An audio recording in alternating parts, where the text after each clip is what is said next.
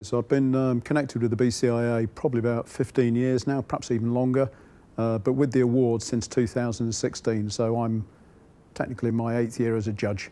Yeah, the process is you get allocated now to categories that are within your either job or experience or skill set. You get sent the packs of the entries. You get a time frame with which to adjudicate and score those, and it's a very clear criteria that you have to go through, but it is a professional duty and a privilege because you can tell the pride and the effort that's gone into writing them. So the duty is incumbent on the judges to be able to actually do the justice to those entries. Prior to judging, you have to declare whether you've got an interest in the company or the individual, so you've got to actually divorce yourself from any connection with that company, so it's fair. You have to look very carefully at what's written down in front of you. So you might have a perception of how good the project is or the individual is, but if it's not written down and they don't tell the story, you can't judge it. So that's almost feedback to anybody actually doing a form. You have to look for evidence.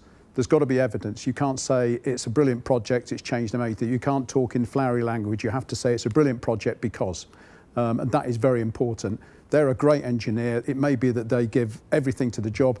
That's not evidence. They actually make a difference by this effort and actually tell a story to actually explain what that evidence is. And then the other key thing is the third-party testimonials.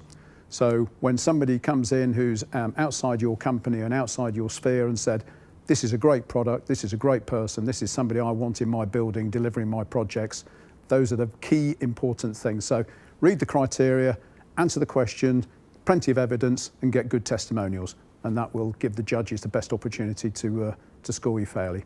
The value of winning an award is insane, but prior to that, being a finalist has huge value. We live and work in a sector that it's been a technology explosion in the last 10 years, and the story hasn't been told properly, and the story isn't known. So we have to showcase what we do, and you can do it at exhibitions, and that's one way of actually getting technology and new information out there.